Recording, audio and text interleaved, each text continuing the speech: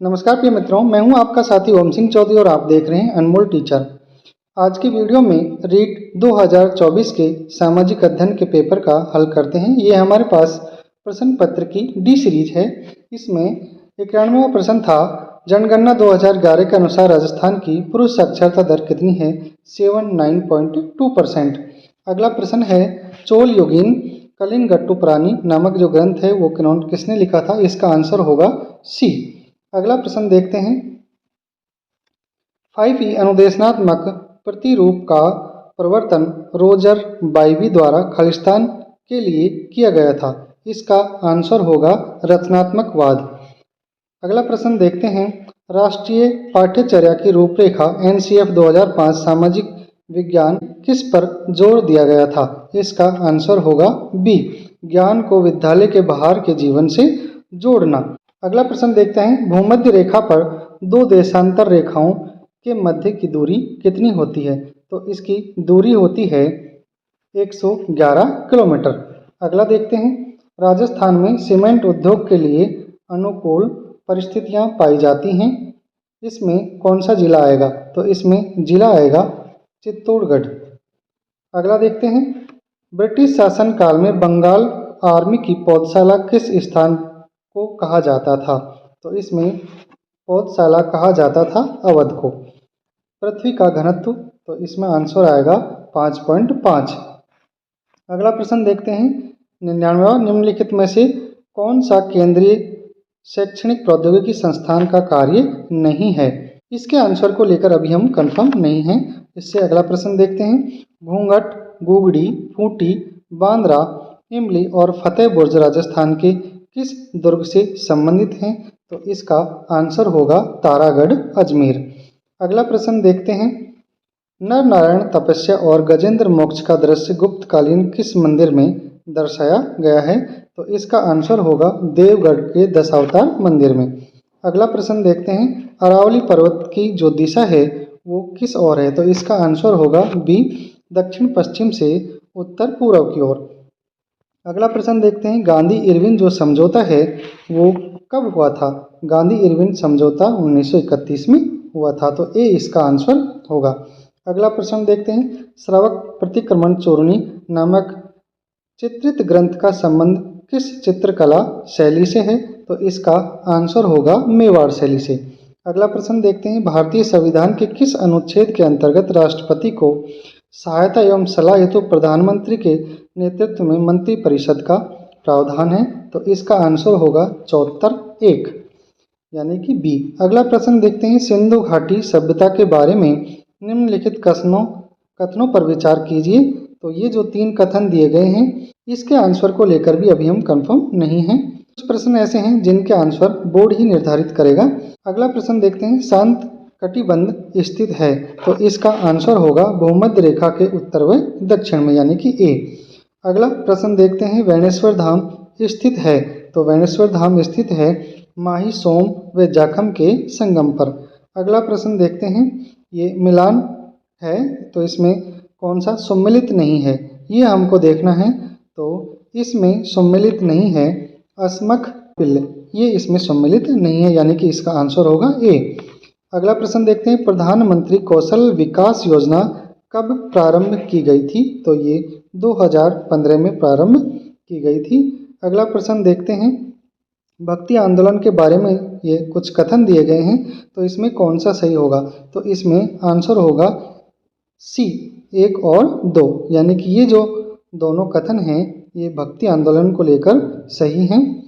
अगला प्रश्न देखते हैं, राजस्थान का प्रमुख जिप्सम जो उत्पादक जिला है वो कौन सा है? तो इसमें आएगा बीकानेर, डी। अगला देखते हैं, चंद्रगुप्त द्वितीय ने अपनी पुत्री प्रभावती गुप्त का विवाह किस शासक के साथ किया था? तो इसका आंसर होगा रुद्रसेन द्वितीय यानी कि डी। अगला प्रश्न देखते हैं, राजस्थान का शिकार नृत्य संबंधित है। शिकार नृत्य राजस्थान का संबंधित था सहरियाओं से यानी कि इसका आंसर होगा ए। भारतीय संविधान के अनुसार राज्य की विधायिका निम्न में से किस विषय पर कानून निर्माण नहीं कर सकती है?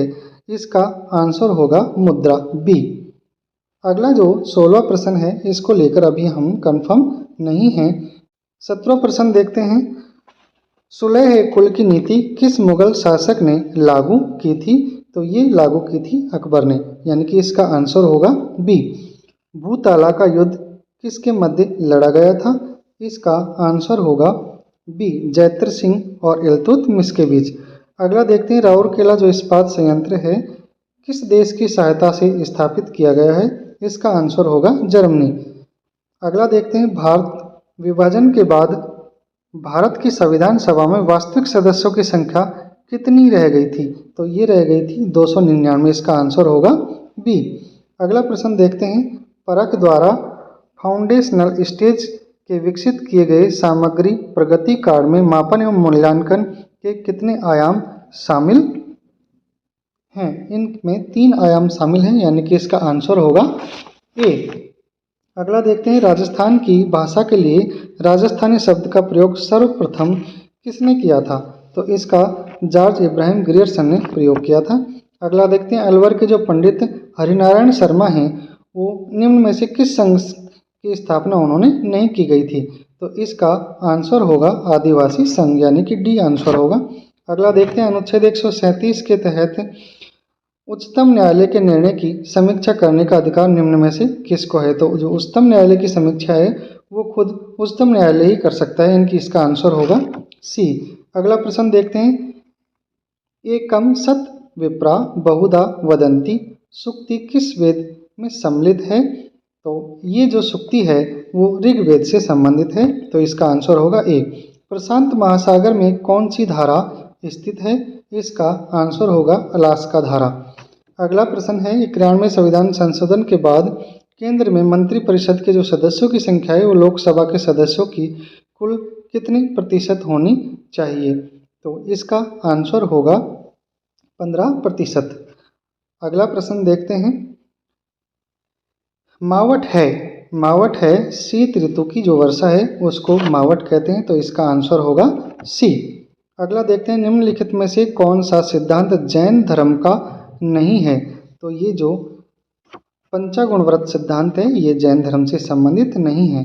अगला प्रश्न देखते हैं, 131वां 73वें संविधान संशोधन द्वारा पंचायत राज हेतु 11वीं जो अनुसूची है उसमें कितने विषय शामिल किए गए हैं? तो इसमें 29 विषय शामिल किए गए हैं, आंसर डी होगा। अगला देखते हैं, राजस्थान के किस आंदोलन का नेतृत्व भोजी लंबरदार ने किया था? तो इसका आंसर होगा जो भरतपुर किसान आंदोलन है, यानी कि सी। अगला प्रश्न देखते हैं, लोकसभा में अनुच्छेद 334 ए के अनुसार अनुसूचित जनजाति हेतु कितने स्थान आरक्षित हैं? ये दिसंबर 2024 की स्थिति के अनुसार सवाल पूछा गया है, तो इसमें आंसर होगा ए 47। 134वें सवाल को लेकर अभी हम कंफर्म नहीं हैं। अगला प्रश्न देखते हैं जो कि सम्मिलित करना है, निम्नलिखित में से कौन सा युग्म सम्मिलित नहीं है? तो इसका जो आंसर होगा वो डी होगा, सिद्ध सेन अभिधम्मावतार, ये इसमें सम्मिलित नहीं है। अगला प्रश्न देखते हैं, निम्नलिखित में से कौन सा परिभाषिक शब्द QR कोड युक्त पाठ्य पुस्तकों के लिए प्रयुक्त होता है? इसका आंसर होगा सी, शिक्षण सहायक सामग्री। अगला देखते हैं, सर्वाधिक विनाशकारी जो भूकंप की तरंग है वो कौन सी है? तो सबसे अधिक एल तरंग है वो विनाशकारी होती है। अगला देखते हैं, निम्नलिखित में से कौन सा मौलिक अधिकार बाल संरक्षण एवं बाल अधिकार की पूर्ति करता है? इसका आंसर होगा शोषण के विरुद्ध जो अधिकार है, यानी कि ए। अगला देखते हैं, सामाजिक विज्ञान शिक्षण में अंत विषयक दृष्टिकोण क्यों महत्वपूर्ण है? इसको लेकर भी अभी हम कंफर्म नहीं हैं। अगर आपको मालूम हो तो आप कमेंट बॉक्स में अवश्य लिखें। 40वां प्रश्न देखते हैं, भारत में शुष्क खेती की जाती है? इसका आंसर होगा ए, 75 सेमी से कम जो वार्षिक वर्षा वाले क्षेत्र हैं वहाँ पर शुष्क खेती की जाती है। अगला प्रश्न देखते हैं, गौतम बुद्ध ने प्रथम जो उपदेश है वो कहाँ दिया था? ये गया में दिया था। अगला प्रश्न देखते हैं, निम्नलिखित में से किस समिति की सिफारिश पर जयपुर को राजस्थान की राजधानी बनाया गया था? बहुत ही इंपॉर्टेंट सवाल है, ये ए है, पी सत्यनारायण राव समिति। अगला प्रश्न देखते हैं, भारतीय संसद द्वारा घरेलू हिंसा में महिला सुरक्षा कानून कब पारित किया गया था? तो इसका आंसर होगा 2005, यानी कि सी। अगला प्रश्न देखते हैं, निम्नलिखित में से किस संत का जन्म अहमदाबाद में हुआ था? तो इसका आंसर होगा सी, दादू दयाल। अगला प्रश्न देखते हैं, शिवालिक पर्वत श्रृंखला की पर्वतपदीय क्षेत्र में स्थित भाग कहलाता है? तो ये भाग कहलाता है भाबर, यानी कि डी आंसर होगा। अगला प्रश्न देखते हैं, अशोक के किस अभिलेख में उसके सुदूर क्षेत्रों में धम्म विजय का उल्लेख मिलता है? तो इसका जो 13वां अभिलेख था उसमें इनकी विजयों का उल्लेख मिलता है। फिर ये निम्न में से कौन सा सम्मिलित नहीं है? 48वां प्रश्न, इसका आंसर होगा डी, झालावाड़ उदय सिंह, ये इसमें सम्मिलित नहीं है। 149वां देखते हैं, भारत में 61वें संविधान संशोधन द्वारा निम्नलिखित में से कौन सा संशोधन किया गया था? जो 61वां संविधान संशोधन है वो मताधिकार से संबंधित था, यानी कि 21 से घटाकर जो मताधिकार की आयु है वो 18 की गई थी। 150वां और अंतिम सवाल देखते हैं, मौर्य काल के प्रशासन के बारे में निम्नलिखित कथनों पर विचार कीजिए, यानी कि इसमें कौन कौन से कथन हैं जो इनसे संबंधित हैं? तो इसमें यानी कि केवल तीसरा ही कथन इसमें सही है और इसका आंसर होगा बी। मित्रों, आज की वीडियो में इतना ही। मिलते हैं अगले वीडियो में किसी और पेपर को लेकर। इसी के साथ जय हिंद, जय भारत।